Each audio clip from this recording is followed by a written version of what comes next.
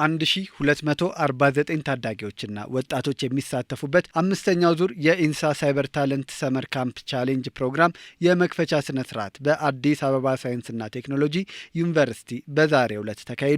የመረጃ መረብ ደህንነት አስተዳደር ባዘጋጀው በዚህ የክረምት ስልጠና ከመላ ኢትዮጵያ የተውጣጡ ታዳጊዎችና ወጣቶች የሚሳተፉበት ሲሆን የኢንሳ ስልጠና ማዕከልን ጨምሮ በ6 ዩኒቨርሲቲዎች ስልጠናቸውን እየተከታተሉ ነው። የኢንሳ ዳይሬክተር ወይዘሮ ትዕግስት ሐሚድ በመክፈቻ ስነ ስርዓቱ ላይ ሰልጣኞች ለመጪው የሳይበር ዘመን እንዲዘጋጁ አሳስበዋል።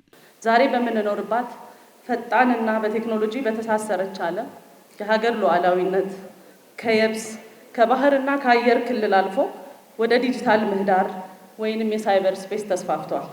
የዲጂታል ምህዳሩ ደግሞ የኢኮኖሚ እድገት የፈጠራና የእውቀት ምንጭ እንደመሆኑ መጠን ደህንነቱን ማረጋገጥ የህልውናችንና የብሔራዊ ጥቅማችን መሰረታዊ ጉዳይ ነው። እኛም ዛሬ የምንከተለው መንገድ ይህንን ዓለም አቀፍ እውነታ ያገናዘበ ነው።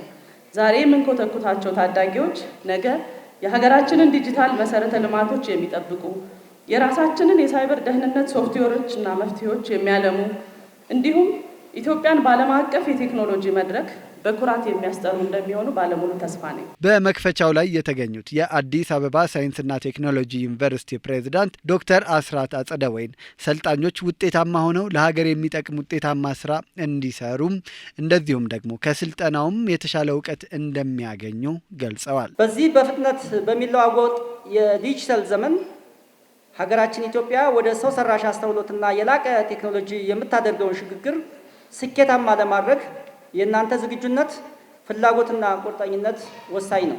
እዚህ የምታገኙት እውቀትና የተግባር ክህሎት ነገ ሀገራችንን ከጥቃት የሚጠብቁ የሳይበር ደህንነት ባለሙያዎች፣ የቴክኖሎጂ ፈጠራ አራማጆችና የዲጂታል ዘመኑ ቀዳሚ መሪዎች የሚያደርጓቸው ናቸው። በትምህርት ደረጃቸው ከአንደኛ ደረጃ እስከ ዩኒቨርሲቲ ያሉ ሰልጣኞች በተካተቱበት በዚህ መርሃ ግብር ከመደበኛው ስልጠና ባሻገር ታዳጊና ወጣቶቹ የስነ ልቦና፣ የአካል ብቃትና የቼዝ ስልጠናዎችን ያገኛሉ። እኔ ሳይበር ሴኩሪቲ መርጬ ወደዚህ የመጣሁት በመረብ ደህንነት ላይ መስራት ስለምፈልግ ነው።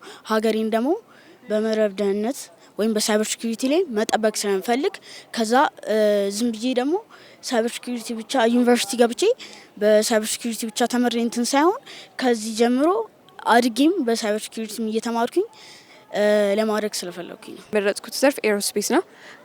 ኤሮስፔስ ታለንት ፓሽን እንደሆነ አግኝቻለሁ እዚህ መጥቼ።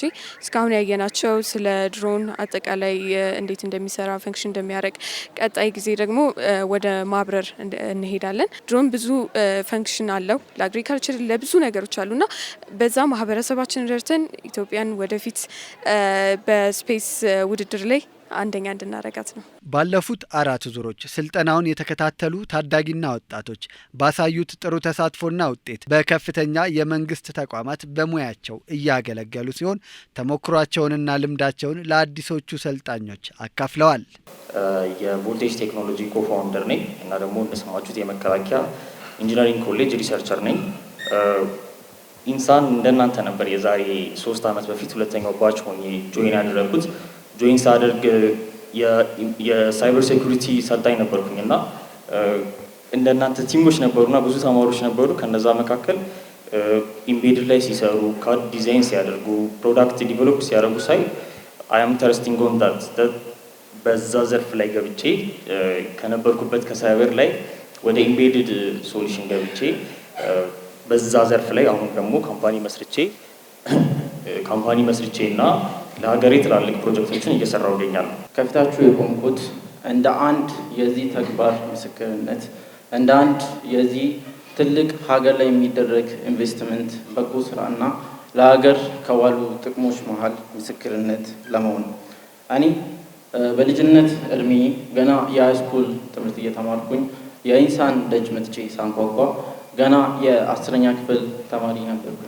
አሁን ላይ ደግሞ የኢትዮ ቴሌኮም ትልቁ የቴሌኮሙኒኬሽን ዘርፍ የሳይበር ዲፓርትመንት እንቁ ሰራተኛ ነኝ። ዛሬ ላይ ኢትዮ ቴሌኮም ከሚኮራባቸውና አለኝ ብሎ ከሚጠራቸው የሳይበር ጥበቃ ቡድኖች መሀል አንዱ የመሆን እድሉን አግኝቻለሁ።